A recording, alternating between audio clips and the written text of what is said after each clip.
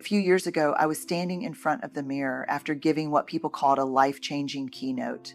I'd gotten a standing ovation, heartfelt emails, even someone crying in the hallway thanking me. And you know what I felt? Not pride, not joy.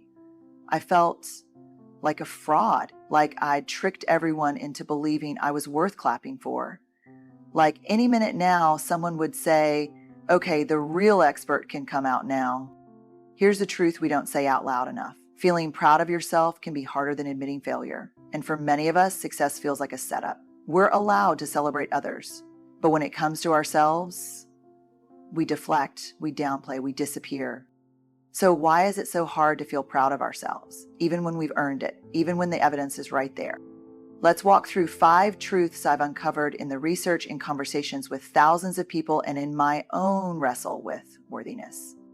First, pride feels like a risky emotion. Pride is not the same as arrogance, but we've blurred the lines so badly that feeling good about ourselves starts to feel dangerous. We've been told, don't get a big head, stay humble, or my personal favorite, don't be too much. So we shrink, we armor up, and we call it modesty when really it's fear dressed up as virtue. I can't tell you how many times I've sat across from someone who just did something truly hard, whether it was setting a boundary, asking for help, or showing up to something they were terrified of. And when I said, that's incredible, you should feel proud, they winced, literally winced, as if pride was something to be ashamed of. And that reaction, it's more common than you'd think. Somewhere along the way, a lot of us started to believe that pride was unsafe, that being proud of ourselves would make us seem arrogant, full of ourselves, or disconnected from others. We confuse pride with ego. And while unchecked ego can absolutely be harmful, authentic pride, the kind that grows from effort, alignment, and self-awarenessness, is one of the most life-affirming emotions we can experience. But it's also one of the most vulnerable. Because pride asks us to stand in our own story and say, I did that. Not perfectly, not without fear, but fully. And for people who've spent their lives trying not to take up too much space, pride can feel like a betrayal of who they were taught to be, especially if you were raised in an environment where humility meant invisibility and self-worth had to be earned over and over again. Pride doesn't just feel uncomfortable. It feels like a violation of an unspoken rule. And so we downplay, we deflect, we soften our language, we laugh it off when someone compliments us. Oh, it was nothing. I just got lucky. Anyone could have done it. Those aren't just polite responses. They're learned behaviors rooted in the fear of being seen too clearly. Because if we let ourselves feel pride, we let others see what matters to us. And that's risky. Because if we care too much and it's taken from us or criticized, well, that kind of vulnerability stings the most. There's also a kind of emotional safety in self-deprecation. If I make the joke first, no one can use it against me. If I pretend I'm not proud, no one can knock me down for being too proud. But here's the catch. When we shield ourselves from the pain of criticism, we also block ourselves from the joy of connection. When we numb the risk, we numb the reward. The irony is, people who own their pride in a grounded, honest way, those are often the most generous, connected, and humble people in the room. Because pride, when it comes from alignment with our values, makes us more empathetic, more open, more likely to lift others up too.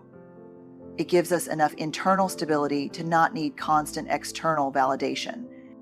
So yes, pride feels risky because it asks us to show up and be seen. But what I've learned over and over is that the risk of not feeling pride, of constantly outsourcing our self-worth, is far greater. We can't live meaningful lives if we don't feel the impact of our own courage. Pride isn't the enemy, disconnection is. Second, shame is a silent blocker. When I ask people to name something they're proud of, they often freeze. Not because they haven't done meaningful things, but because shame interrupts the signal. Shame whispers, "Who do you think you are?" And if that voice has lived in your head long enough, it becomes the narrator of your story. I've seen it again and again in therapy sessions, in research interviews, even in coffee shop conversations. Someone will be talking about something they worked incredibly hard for, something that mattered to them, something they endured or overcame. And just as they start to describe it, their voice gets quiet. They look down. They try to change the subject. Not because they don't care, but because shame has shown up uninvited and taken the wheel. Shame is powerful because it's silent. It doesn't need to shout to control the room. It works in the quiet. It thrives in isolation. And one of its most subtle tactics is this. It convinces us that feeling good about ourselves is dangerous.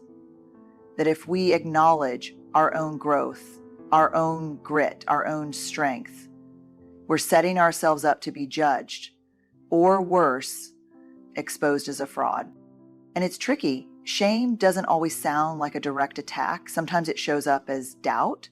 Sometimes it sounds like logic. Sure, you did that, but it wasn't that hard. Yeah, but other people have done more. That inner critic doesn't come from nowhere. It often has deep roots, planted in childhood, reinforced by culture, watered by comparison, and over time, we start to confuse that voice with truth. But here's the reality. Shame is a liar. It's not based in fact. It's based in fear. And when it comes to pride, shame shuts the door before we can even reach for the handle. It tells us that to feel proud is to be vulnerable, and to be vulnerable is to be unsafe. The data backs this up. People with high levels of internalized shame struggle significantly more with self-compassion, self-trust, and even basic emotional regulation. When pride tries to rise, shame short circuits it. It says, not you, not yet, not until you've done more. And that voice, if we don't learn to name it and confront it, becomes the filter we see ourselves through, even in our most beautiful moments. Shame resilience isn't about never feeling shame. It's about recognizing it, talking about it, and walking through it instead of letting it dictate our behavior. It's about asking ourselves, what's the story I'm telling myself right now? And then challenging that story with truth, with compassion, and with a reality check. Because when we don't recognize shame, we end up outsourcing our pride. We wait for someone else to validate us, to give us permission to feel good about who we are. And that's a fragile foundation. It means our sense of worth can be taken away as easily as it was given. What I know for sure is that when we build shame resilience, when we start replacing that critical inner voice with curiosity and kindness, we create space. And in that space, pride can breathe. Pride becomes possible, not the loud, performative kind, the quiet kind, the kind that says, I've been through something, I've done the work, and I'm still here. That matters. That's not arrogance. That's healing. That's truth. And it's a truth worth holding on to. Third, we tie pride to perfection, not progress. We've made pride conditional, like we finally allow ourselves to feel it when we hit some perfect version of success, the body, the income, the relationship, the recognition. But that's not pride. That's a hostage negotiation with ourselves. Real pride comes from progress, not perfection, from knowing I showed up, I stayed in it, I did the hard thing. This is one of the patterns I see the most in people who are driven, compassionate, and exhausted. They've achieved so much. But when you ask, are you proud of yourself? They hesitate. Not because they're unsure of the work they've done, but because they've quietly moved the goalpost. Again and again. It's like, sure, I did that, but it wasn't enough. Or yeah, I finished it, but I could have done it better. Or I'll feel proud when it's all perfect. But perfect never comes. We've been taught that pride should be earned at the finish line, and only if we crossed it with grace and speed, that we're only allowed to feel proud after the thing is done, flawlessly, preferably, and that any earlier acknowledgement is self-indulgent or premature. So instead of letting ourselves feel pride throughout the journey, we withhold it. We ration it out. We dangle it in front of ourselves like a carrot. Just a little farther.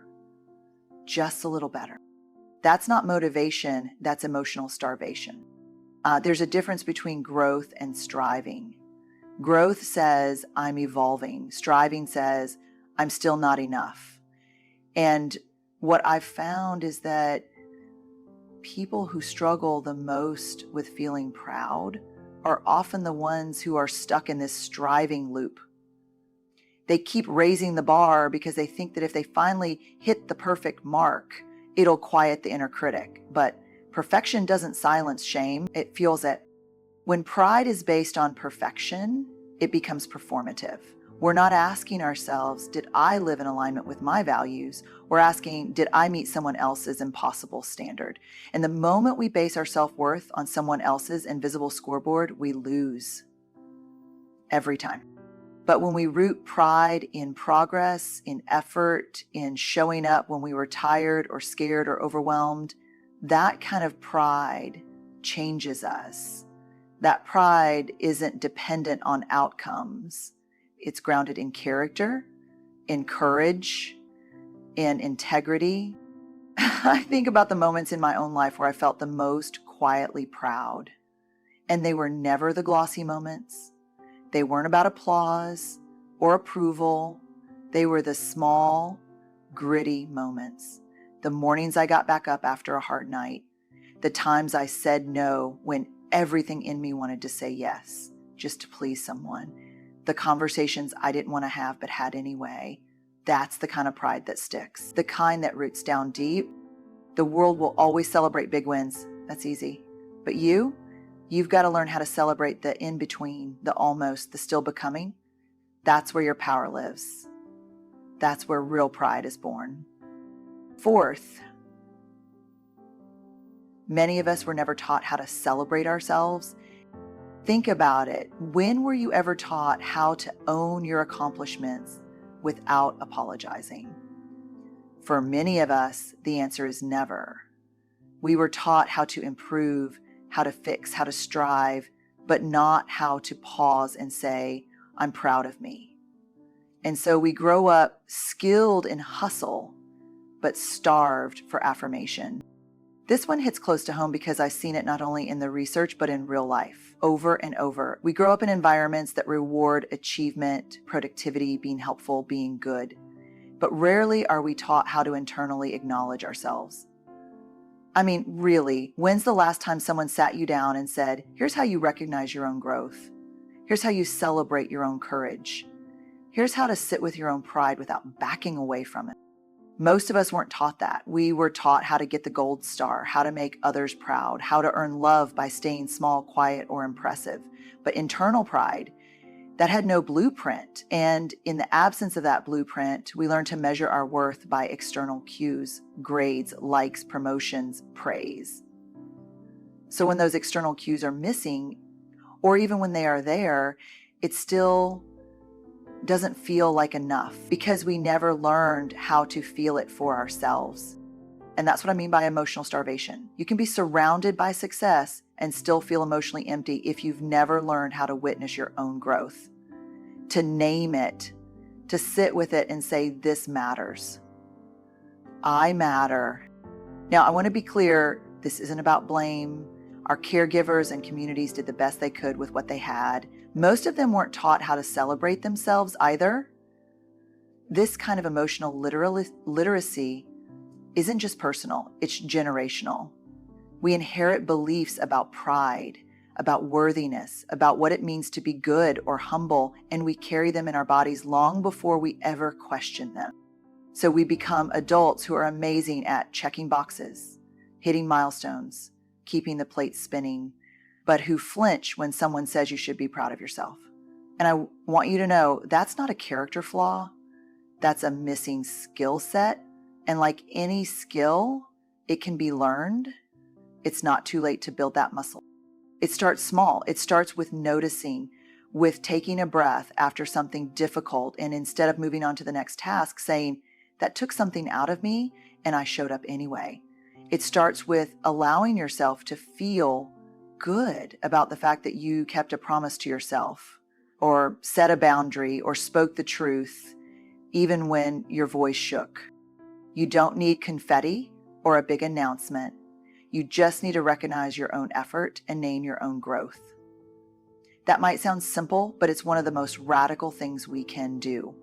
Because when you start learning how to celebrate yourself from the inside out, you stop waiting for the world to tell you who you are. You begin to know it for yourself. And that knowing, that's where real confidence is born. Fifth, pride requires presence, and presence is hard. Pride doesn't live in the past or the future. It lives in the now. But most of us live 5 steps ahead. We say, I'll feel proud when I finish this project, lose the weight, fix the mess. But pride asks something braver. Can you feel worthy right here in this messy, unfinished, beautifully imperfect moment? That's the work. Here's what I've come to understand. The more disconnected we are from the present moment, the harder it is to access real, grounded pride. Not the kind of pride that's based on a perfect result, but the kind that's rooted in how we showed up. And showing up is always happening right now, not later, not someday, but here. But being present is no small thing. It sounds simple, but it's profoundly uncomfortable for many of us. Because when we get still, when we slow down enough to actually be where we are, all the feelings we've been outrunning start to catch up. Disappointment, grief, shame, doubt, it all bubbles up in that quiet space. And so we stay busy, we keep moving, we plan the next goal, the next fix, the next performance. Presence takes courage. It's much easier to keep striving than it is to stand still and say, this is enough. I'm enough. It takes practice to feel at home in the moment we're in, especially when it doesn't look like the version of success we imagined. And that's why pride can be so elusive. Because it doesn't shout. It doesn't compete. It waits quietly for us to stop, to notice, to feel. Pride isn't just a reaction, it's a recognition. And recognition takes presence. When I think about the moments I've truly felt proud, not performatively, but deeply, it's never been in a big public win. It's been in a breath. After a conversation I didn't want to have, in the car, driving home from something that took every ounce of courage I had, in the quiet space after a hard decision. Those moments don't announce themselves. You have to be in them to catch them. And yet most of us are never in them. We're already on to the next thing, already rewriting the to-do list, already questioning whether we did it well enough. We don't build space for pride because we're constantly trying to outrun our own imperfection. But here's the thing. The present moment is the only place where pride lives. You won't find it in the memory of who you used to be or in the fantasy of who you might become. You find it in the breath you take right now. As you realize, I'm showing up. I'm still trying. I'm doing the work. And yes, that moment might be messy. It might be uncertain. It might be incomplete, but it's yours and it's sacred. And if you can meet yourself there without judgment, without rushing, you just might feel the weight of your own worth settle into your chest like truth. That's pride, not perfection, not applause, presence. So if you've ever wondered why it's so hard to feel proud of yourself, even when the evidence is right there, even when people around you are cheering, it's not because you're ungrateful or broken or just too modest. It's because you've been carrying messages for years that told you pride is dangerous, shame is safer, perfection is required, and celebration is earned only at the finish line. But those messages, they are outdated. They were never built to honor your humanity. Pride is not the problem. Disconnection is. And the path back to ourselves, the real grounded soul level knowing that we are worthy of being proud, is built moment by moment. by replacing judgment with self-respect, by honoring effort over outcomes, by allowing pride to live where it was always meant to, in the quiet courage of showing up and staying true to who you are. You don't need permission. You don't need a polished ending. You don't need to wait until everything's perfect. You're allowed to feel proud right now, in the middle, in the mess, in the trying. Because pride, real pride, isn't about being better than anyone else. It's about being fully you. And that's worth celebrating every single day. Good luck. And may you always remember, you don't have to earn your worth. You just have to stop running from it.